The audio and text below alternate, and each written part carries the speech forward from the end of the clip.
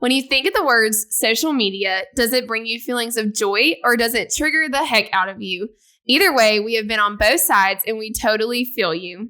Today, we want you to lean in because we're diving into a conversation all about social media. We will be discussing topics on how social media can steal, kill, and destroy, as well as how we can use social media for good and to point back to Jesus. It's a dang good one, and we're so ready to dive in. So let's get started. Welcome to the Refined Sisterhood podcast. We are your hosts, Maddie and Kate, and we are here to chat about all things motherhood, faith-infused entrepreneurship, and lots of real life. We want you to leave feeling loved, encouraged, and a whole bunch of excitement for where the Lord has you right in this moment. We are so glad you are here. So grab your coffee, matcha, tea, whatever makes you happy, and let's hang out and indulge in some joyful conversations.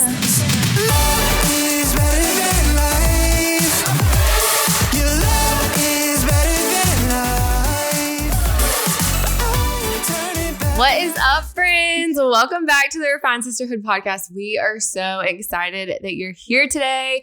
We're so excited about this topic because social media, the epitome of our existence.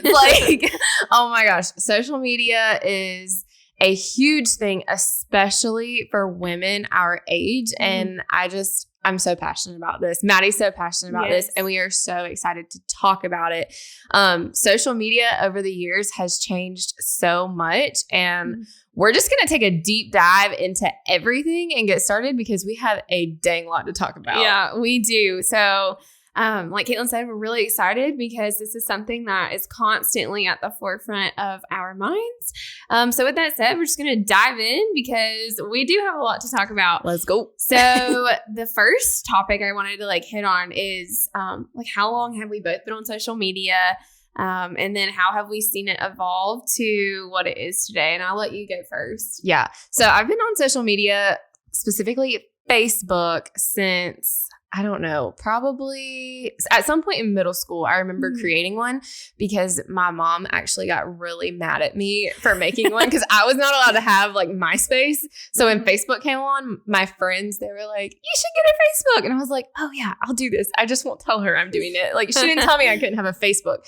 So I made a Facebook, and then I remember my mom found out and she was so mad at me. And of course she had to go make one. So that was probably 11 years ago or something like that. Yeah, it was when Facebook was still a college thing, and I'm over here in middle school creating my Facebook page. Yeah.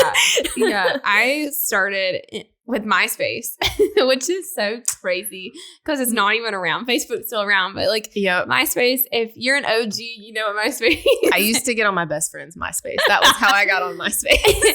Yeah, which is, oh my gosh, that seems like forever ago. It would be so fun to go back or cringe to go back and look at my MySpace. But yeah, so however long that was, I know it was middle school, I think, when MySpace or I was at the age of middle school when it came around. Yeah. Stuff, which has been a long time because I'll be 26 this year. So it's been old. A hot minute.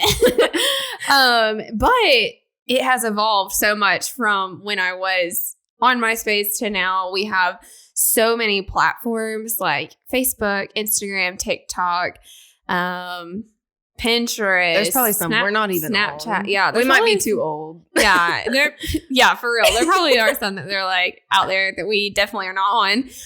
But it's evolved. There's so many different platforms now, and not just that one platform like MySpace or Facebook. There's so many different outlets and platforms for you to share your life or to see other people's lives.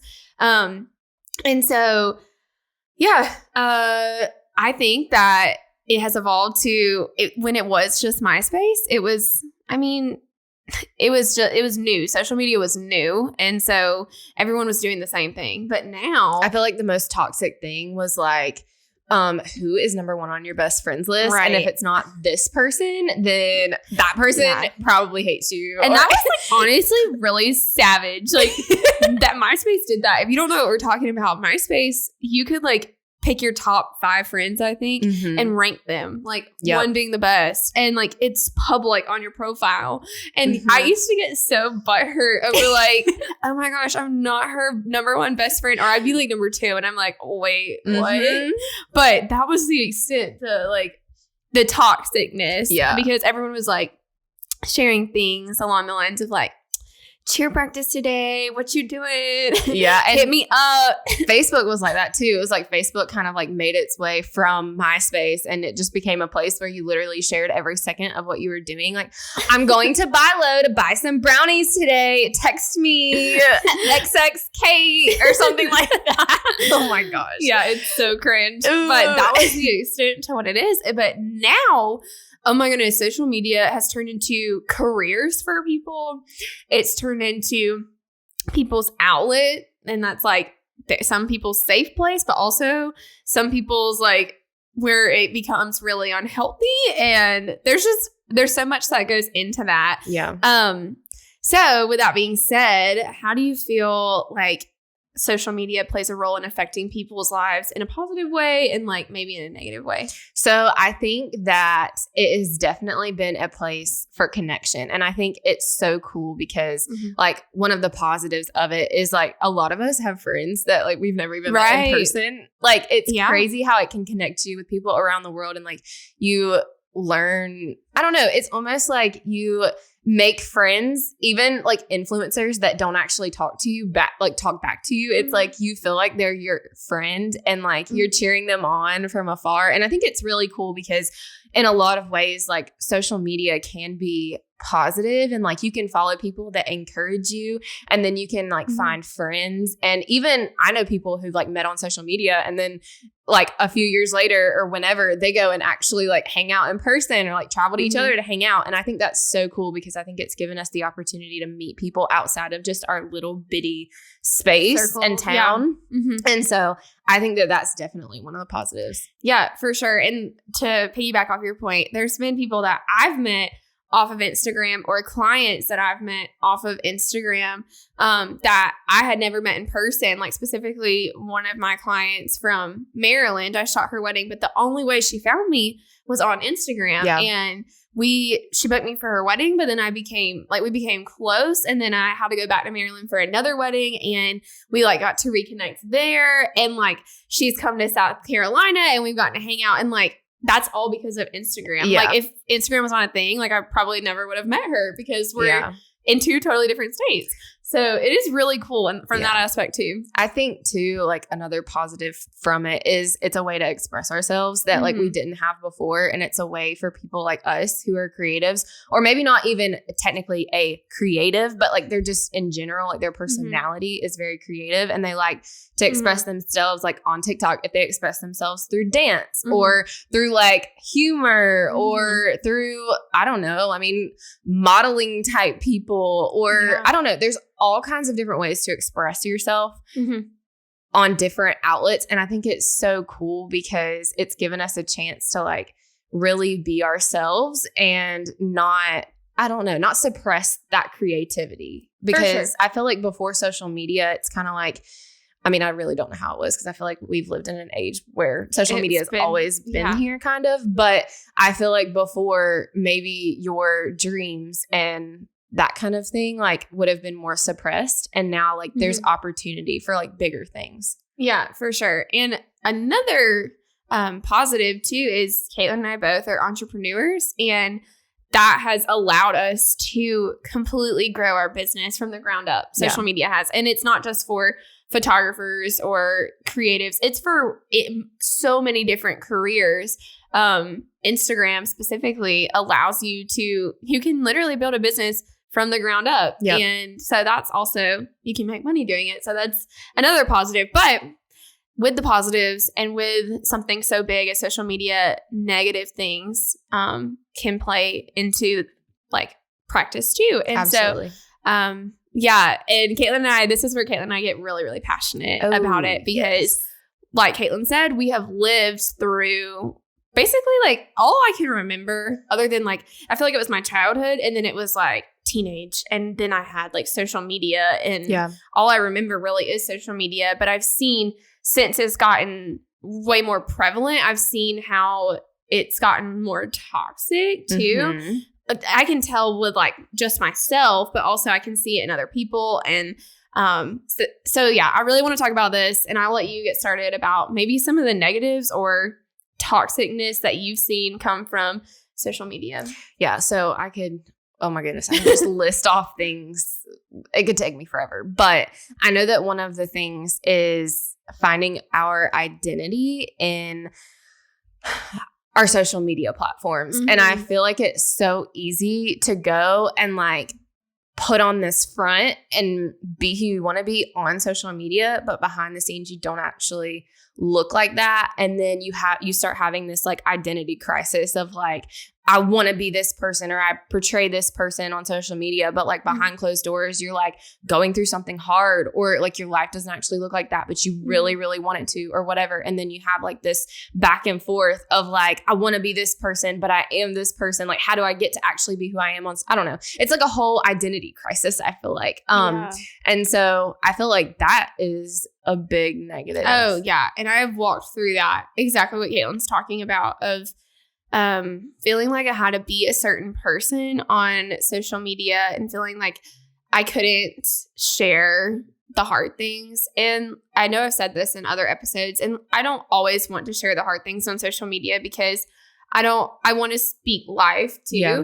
And there's also things that I feel like I want to keep private and I don't want to put out on social media. Right. But with that said, I know there's been times where I have felt like I've had to show up, and I felt so disingenuous because I was like, I don't feel like this. Like with the person I was portraying on Instagram, I was like, I'm going through some really hard things in life and I'm not happy right now. Oh, yeah. And I'm having to put on this front that I am just the most happy person and my life is so great. And like that in of itself is so toxic because I would literally post something and my caption would be like, yeah, girl, like I live my best life. And then I'd be like, I would post it and I would be like, oh my gosh, like I'm like not okay. Like I need to talk to somebody. Like I'm going through a really hard season, and that person that I just posted on Instagram or was acting like on Instagram, that's not like a great representation of who I am right now. Absolutely. And that's also really unhealthy for people to see too, because people think, oh my gosh, well, Maddie just lives this perfect life and she doesn't go through anything. And so that on the other side is toxic too. Yeah, because then that is what leads to the next negative, which is comparison. Yes. And that's one of those things where like we know social media is a highlight reel. People post the highlights of their life, and they should, because those are things to celebrate and those are things to be excited about. But in turn, a lot of times we see other people's stuff and we get sad because we want to be like that. We want to have that house. We want a body like that. We want a husband like that. We want children. We want this. We want that. We want all these things. And we're envious of them. And then we start comparing ourselves, and then we get really down. And it's like this constant up and down of just like sad, happy, I'm cool, oh, I suck. Like, it's like you have all these feelings just from an app on your phone. And it's ridiculous. It really is. There have been so many times where not just myself, but I've listened in on conversations with friends and family, and I've watched how Instagram specifically, in that comparison game has completely destroyed their like mental health, the way that they like believe in themselves. And it's all because they're literally on Instagram comparing themselves, just scrolling and scrolling and being like, oh, I want that. Oh my goodness, I want that. I want that. I want that next step. But like, I'm not there. And some examples I thought of were like that maybe you see you're single right now and maybe you see something on Instagram and you just see like all these people getting married and like getting engaged and just being in this really great relationship, and you're just scrolling and scrolling and scrolling and you're like, oh my gosh, am I ever going to get married? Like, am I forever going to be single? I'm 20 something years old and these kids or these people are getting married at 20, 21 years old and I'm 25 and I still am not married. And like, does that mean I'm going to be single forever? And then you just those thoughts start to take over and start to surface like worry and doubt. And those are not from the Lord. And that's really, really negative and toxic. Yeah. And I think piggybacking off of that, like coming back to that like negative mindset, then in turn, like you yourself might have the desire to either like shut off and like be mean to yourself, or you may even like take it to social media and then get mad at people and start commenting. Yeah. And that's like another negative is like people are so mean on social media. Oh my gosh. Like I scroll TikTok and I literally go look at the comments. I go to the comment section because it is humorous. It's funny. But like at the same time, I'm like, wow, that's so sad that person is literally like whatever they're going through to make them that mean. Like like that sucks. And so it's just crazy how like so many negative things can come from it because people are mean. And then I don't know. It's just an outlet for people to hide behind a screen, and it's so much easier to say something on social media when you don't know the person. Right. When you don't have a relationship with that person, you don't know them personally.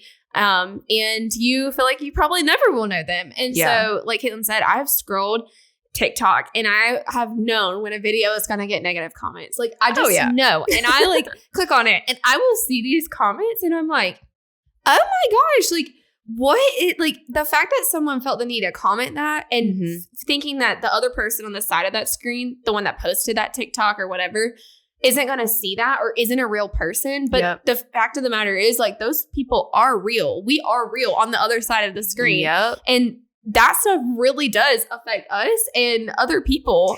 We're human, so it's going to affect us. Exactly. And there's no telling like what those comments come from. A lot of times it's probably like personal experience, but I can almost 100% bet you that a ton of the people making those comments are people who feel that way because they have had a negative impact from social media. Oh, 100%. You're probably right. Yeah. I've never personally commented anything mean. So I can't really speak on it, but I bet you're right. Like I bet that in some way, shape or form, they have something negative from social media has surfaced in their life. And so anyways, there are a lot of negatives. And one that I did want to talk on is also like where Caitlin and I are at right now, as in motherhood. Yeah. And this is where I feel like a lot of my comparison and stuff comes from is body image and, social media and body image and motherhood. Is my kid doing what all these kids are doing? And personally, there has been so many times where I've seen, like I've been on social media and I this is so toxic, and I'm prefacing this before I even say it, but I'm just going to say it because I bet if you're listening, you probably have had these feelings or you've probably searched this stuff. But I know there's been times where I've like gone Instagram and I've been like literally searching. I'm like 7-month-old, and then I'll search and I'll like look up people's Instagrams, people I have no idea what their life is. And I'll just like look at their Instagram and I'm like looking at their highlights and I'm like, oh my gosh, their baby did this at this age, or their baby isn't doing this at this age. Like, but my baby isn't doing this at this age. And like, it's so toxic. And when I say, I will literally catch myself and be like, Maddie, what are you doing? Like, what good is this coming from? Like, and it's not that I don't believe, like, I believe every baby's different. I know that. But like, as soon as I get on social media, it's like all that goes to the back end. And I'm like just comparing and comparing and comparing. And it's so, so not healthy. And I know that. But there's so many times I'm like, just get off Instagram, Maddie. Just get off Instagram. But I can't. I'm like stuck. And I'm just continually searching. And I'm like, if I were to just like get off of it, plug out, like I would be so much healthier, which leads me into maybe some like healthy practices that we can implement when it comes to social media. And I know there's some that we both have done recently because we are tired of the negativity. Yeah, I'm not going to lie. Recently, me and social media have not been friends. Since January, I mean, I'm not going to lie. Like Beckett turned 5 months and all of a sudden it was like things got a lot harder. And so that partially pulled me from social media. But I will say that right now I am not in a healthy season with social media just because like I literally get on there and I'm like, like I just get angry. And it really isn't even necessarily like comparison or anything like that. It's just like I'm just so frustrated with the fact that like we have to share our lives, or we don't have to share our lives, but we feel obligated to share our lives. Like specifically us, like we've been sharing for the last couple of years because of running a business on social media. And so like it feels like we have to do it. And because of that, I've been resenting it and I've been staying off of it completely, even though it's something that I used to absolutely love. Like I used to love just getting on and talking to my community and stuff. But like for me, I've felt so unhealthy with it lately. I'm just like, it just makes me mad. And like people make me mad. Like I get on there and there's so much like controversy. And I'll just be really transparent for a second. Like I'm in a place where I'm trying my best to like learn as much about Jesus as I can and like try to follow the right people to encourage me in my walk with Christ. And when you've grown up around people like your whole life and you get on Facebook and you see Christians arguing about like some bull crap that it means absolutely nothing. Like I cannot stand to get on social media and see some of like just the passive aggressiveness. Like, I don't know. I literally can't stand it right now. So I'm definitely going through a season where I just want to be off of it because I'm starting to not like people and I can't get like that. Like I need to love people and not be mad at them.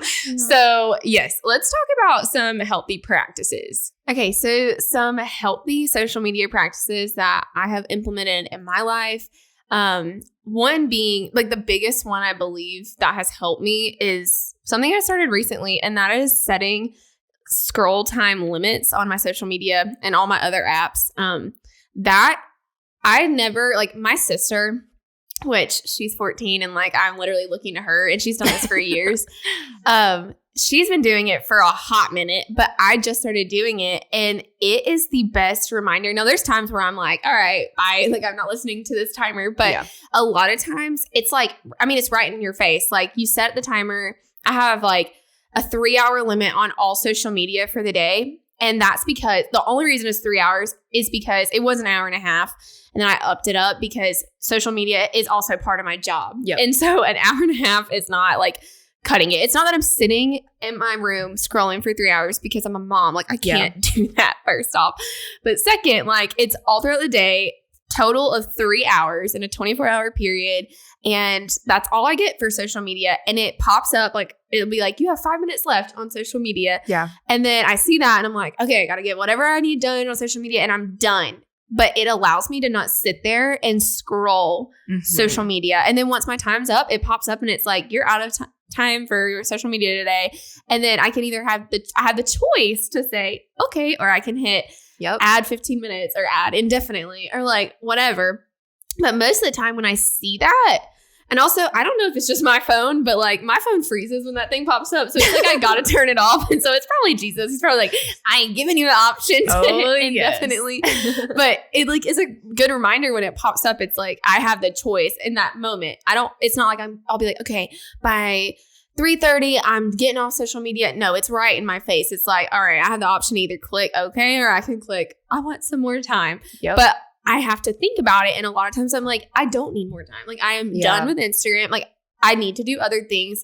And this has also, one, helped my like headspace with social media, but also it has helped like me be more productive in life and not just feeling like I have to, or I'm on social media during my quiet time. Like I get to, when I am like done working on social media or just enjoying social media, I get to sit there and like when my time's up, I can spend time with Jesus or more than I have throughout the day, or spend more time with my husband, or do an extra load of laundry. I'm not just sitting there endlessly scrolling, because I don't know about you, but like when I'm sitting there scrolling, the time goes by so fast. I'll be sitting there and I'm like, what? I've been here for an hour. What? It's like you get on TikTok and you get to one of those videos. It's like, I know you love to scroll TikTok, but I think it's time that you take a break. I know, like how embarrassing. Yeah, I know. TikTok tell me to get off its app. Like there's a problem. For real. Yeah, but that, I encourage you, if you have not set time limits on your apps, do that, because it's something I just implemented recently and it has been such a game changer. Yes. And piggybacking off of that, just so you know, I feel like I've talked about this before, but just so you know, you have settings on your phone that you can set for your personal time, your bedtime, and your work time. You can choose what text messages come through, what notifications you get from what apps. You can choose all of that. And so on top of like setting timers for your Instagram, something that I do is I literally every single day between 9 and 5 p.m. I have a boundary, I guess I would say, a boundary set to where I don't get notifications from Instagram. I don't get notifications from Facebook. That's a big one. And then I think from like 5 to 7, I don't have any kind of boundary set. And then at 7 p.m., it turns on again, and it turns on like my bedtime thing. And all night long, I don't get notifications from Instagram. I don't get notifications from TikTok. And so you can not just like limit your time, but also go in and turn off your notifications so that you're not getting them like all day long. Or, I mean, I know people are like, turn on your post notifications, but is that really necessary? Like, you can just go and search their name if you really want to see their stuff that bad. Yeah. But anyways, that's just like a side note. But anyways, that is like one of the main ways that we have like tried to approach social media in like a healthy way. But also the magical unfollow button. Yes.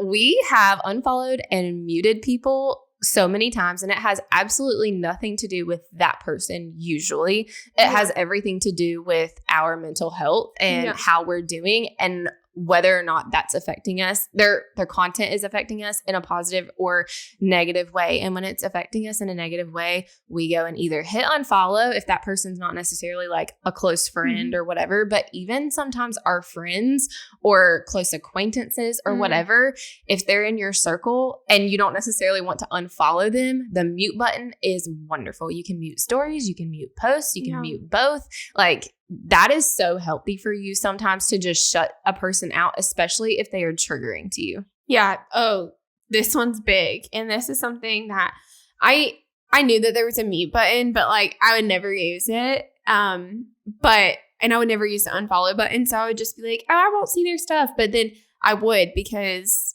I swear Instagram listens. And like, it's like, psych, you're going to see it first. And so I didn't realize that you could do this. And I sound so old. Oh my gosh. but since I've done it, I tell you, like, it not seeing that stuff, like Caitlin said, and it not being triggering, I'm not searching that stuff. It is so healthy because it's like out of sight, out of mind. So, and it, like Caitlin said, it's not because of a person. Like a lot of times it's because their content is triggering, or it's not doing anything good for our life, or it's like affecting our mental health, or it's putting us in those comparison games and feelings of worry or doubt. And so just hitting that little mute button that they don't know about, by the way, they can't tell if they're muted. Hitting that mute button works wonders because it's not going to be bold in your face every time you get on social media. Yeah. And I want to take a little rabbit trail for just a second because I feel like it's important to say this. We want you to know that muting and unfollowing is not, like we said, because of that person. A lot of times it's coming from somewhere in your heart where you need to evaluate the posture of your heart, and you are maybe dealing with some kind of sin. And so we want to point out that, like, yes, if something is triggering, please unfollow that person, or mute them or whatever you need to do. But then look inwardly and see why that person is triggering you or why certain content is triggering you, because a lot of times it's coming from your own heart, and that's a heart issue that needs to be fixed. And we both have dealt with this. We both have gone and hit the mute button and then looked inwardly and we're like, okay, crap, like what is going on with our heart? Because this should not be triggering to me, or this person should not trigger me this much. Like, it's an inward heart issue. So I just want to encourage you, if you do have to do that, or you feel that that's necessary, look inwardly at your heart and just make sure the posture of your heart's in the right place. Oh, that was drop my audio. Don't even know how to follow that. What she said. That was so good and so true, because, I know one thing for me is when I'm having those thoughts and when I'm having to meet people or different content and stuff like that, I've learned that instead of getting frustrated or being like, I just can't see this, like it's a problem, but like I said, it's a problem in my own heart. It's not a problem that they're doing those things or whatever. It's a problem that like I'm struggling with. And instead of it being me taking it out on them, muting them allows me to not only reflect on my own heart, but like be in prayer that the Lord would change those feelings in my heart, but also be in prayer for that person or that content you're seeing that you feel is triggering or whatever that may be. And so that's a good way to like have some reflection in your life. So do you have any more healthy side note tips or? So I guess just one last thing that doesn't necessarily have to do with like unfollowing or setting boundaries, more so just being mindful of what you're sharing on social media and like what the intention is behind it. Obviously, if you're a business owner like we are, you have to share things that have to do with your business, yada, yada. But I feel like it's important to be mindful of the fact of like how you're feeling when you do post. Like if you're in a crappy mood and you're trying to write this encouraging post, like it's probably not going to do what you want it to do. And so I feel like maybe in those moments where you're like literally trying to be fake, and I'm not saying like, well, like come to social media with a bad attitude. That's not what I'm saying. I'm saying like if you're feeling like you're trying to fake it, then just don't post it. And I know that goes against all of the people who say you need to be posting every day or every 2 days or 3 times a week or whatever. Like, screw that. Screw like the schedule. Yeah. It's all about how you feel. And I feel like it's going to give people so much, it's going to hit so much deeper with people when you're encouraging them, when you actually feel upbeat and like you can encourage someone from your heart instead of trying to like fake it when you're feeling like super down. Yeah, for sure. And also like being mindful of how what you share is going to impact people because going back to the talk about comparison and like getting on there to just brag about something, imagine if you were on the other side of that and you saw that and you were dealing with something like my child didn't do that at that point, or like my body looks like this, but they got on there and bragged that they went to the gym 7 days this week, twice a day and ate all these healthy meals. Like they were bragging, not from a posture of like, I want to encourage people, but more so I want to get on Instagram to brag, like to elevate myself instead of like just using it to encourage. Yeah. Imagine if you're on the other side of that. So just be mindful of like what you're sharing. Think before you share something like, is this going to cause people to have doubt? Is this going to cause people to sit there and wonder like, why am I not going through that in life? Or like having these feelings of worry. So just be mindful. I know that's something I've like really tried to implement is like, what is the other person receiving this going to feel? Yeah. And I think lastly, if you are a Christ follower and you are like, you represent God on social media, I think it's really important to remember that you should be coming to social media with pretty much mostly positivity. That's not to say you can't share deep things that you're going through at some point when they can be encouraging, but like I've seen so many Christians come to social media being sarcastic or mean in a way. And like, that is not a good representation of Jesus. And I think it's so much more healthy to be mindful of the fact that like, yeah, you might have this funny, sarcastic thing that you want to share on TikTok because it's funny, but like, is it really glorifying to the Lord? Yeah. And try to like, think about those things because at the end of the day, you're representing Christ and like you're literally put on this earth to die to yourself every day and to love Jesus and to love other people through your actions, through your words, and literally through social media because he's given it to us and it can be used for good. And so just be mindful of what you're posting in terms of if you do follow Jesus, then make sure that it represents him well. Right. Because we are we're supposed to be a direct reflection of Jesus. And if someone comes to your Instagram, TikTok, Facebook, and they see things that are not glorifying to Jesus, what's going to make them like want to change? What's also going to make them want to come to know Jesus? It's not, because they're going to be like, their life looks like this. They're really rude. They don't live a life of grace and love and joy. Like, I don't want anything to do with that. Yep. And so I know one of the biggest compliments Caitlin and I have both gotten is that as soon as people come to our Instagrams, like they know that we love Jesus. And that is such a compliment. And it's not to toot our own horns. It's to say like, that's the whole goal for us when using social media. Right. And so just know that like Caitlin said, be mindful what you're sharing on social media, but also understand that your social media platform is like way bigger than yourself. It is a direct reflection of Jesus and the way that he loves. So thanks for being here. This was awesome. Yes. Thank you so much for being here. We really just wanted to come to this episode with the intention of reminding you that social media, yes, it has its negatives, but it also has its positives, and it can be used for so much good. Mm-hmm. And when you set boundaries and you use it with mindfulness and you come to it with a good postured heart, then it's going to be so much better for you and your mental health, and also even your walk with the Lord and other people's walk with the Lord. So Thank you so much for listening. We love being here and encouraging you. If there is any way that we can pray for you, please send us a DM on Instagram at The Refined Sisterhood. We love you guys and we love praying for you. Mm-hmm. You can also put in prayer requests on our website, or, you know, just whatever. Any way that you can reach out to us, let us know how you can pray for you. Join our Facebook group because we're trying to be more active in it. Yes. We want you to build community with people. And so we're so thankful that you're here. We hope that you got something out of this episode. Like Caitlin said, we love you. We're in your corner. We're praying for you. Lastly, we launch new episodes every Wednesday. So we'll see you next week. Bye. Bye. We had so much fun getting to hang out with you today, and we hope that you are feeling encouraged, loved, and full of purpose.